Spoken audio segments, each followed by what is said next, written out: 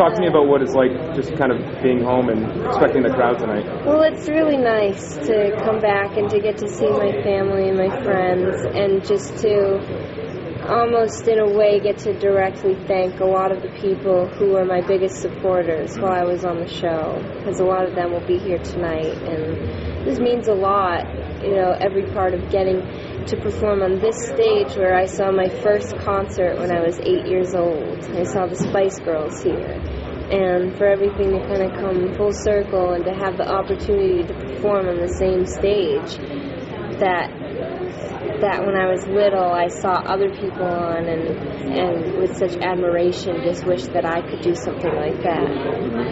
So what's the reaction been like back on the Cape particularly? I don't know if you've been home the past few days, or just tell me a little bit about give the people a sense of kind of what it's like to go out to LA and then you go back to the Cape and people It's strange. I haven't been home much since the show, but it definitely it's really good to see how much people were supporting me and what I chose to do, and it's cool to be a part of something that helps bring people together. One of the coolest things I've heard about from being on the show is people saying thank you because this is the only show my family watches together, or even just directly in my family, because I was on the show, my dad made contact again with some of his former band members, and they got their band back together and have been playing out, and my mom has made contact with some of her old friends, so it's just cool to see how it can bring people together. And talk to me, how much longer does the tour go on for? The tour ends August 31st, I think, so we have another month and a half almost, and then I'll be coming back home. And talk to me about the grind. What's the difference between being on the show and actually doing the tour? It's going to be two totally different worlds. It's very different. I can't get voted off the tour, thank goodness. So there's a certain relief pressure that you don't have to worry about that. If you don't have your best night, that you're not going anywhere. You just got to get better the next night. But it's a different kind of stress. It's surreal waking up in a different city every day and then going and doing the show, and you're like, where am I? What am I doing? But it's so much fun to get to see the whole country. I've never been most of these places you get to go to, so it's like a road trip with a really cool group of people, and everywhere you go on the road trip you get to sing. So that's pretty awesome. Yeah, it's cool. And just a couple more questions. Talk to me a little bit about if there are some younger kids, younger girls out there watching this, and they were glued to the TVs in Boston, obviously, especially when you kept going and continuing.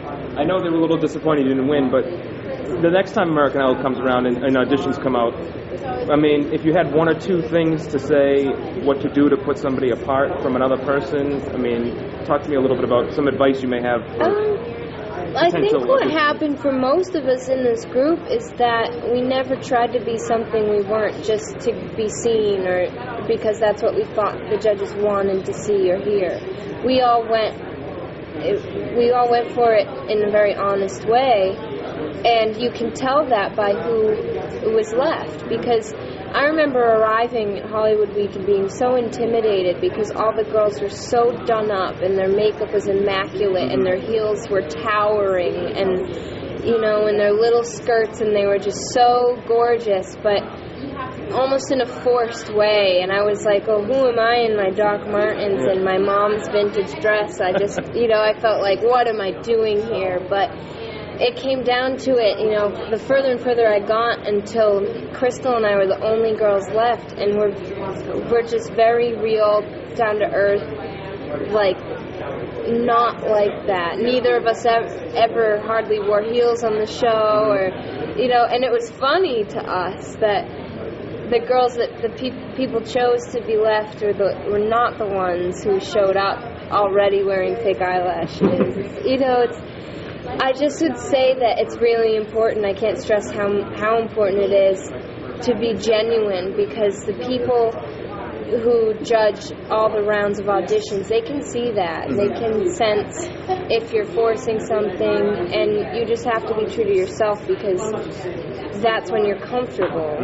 And it's already the scariest process ever, so you have to be as comfortable as you can, I guess. And I'm just glad that I never compromised anything that I liked or anything I believed in.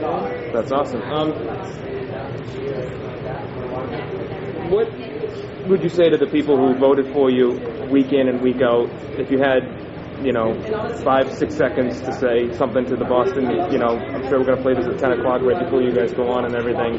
Talk to me, what would you say to those people who kind of stood by you, and I'm sure you saw banners and signs all across your high school and the cave and everywhere? The support was amazing. It just blew me away. And somebody said to me once in a piece of fan mail, she said, nobody does hometown pride like Massachusetts, and I think she hit the nail right on the head with that, because just people in Massachusetts love to come together and support a common cause, and I was just honored to be something to kind of spark that for people and to represent Massachusetts. You really never think about how much you love something until you're away from it, or how much it's gone. And when you grow up in Massachusetts, I grew up on Cape Cod, and it was just so normal to me until I left and I couldn't come home, and I didn't know when I was coming home. That's when it really started to hit me how much I appreciate having grown up here and how great a place it is.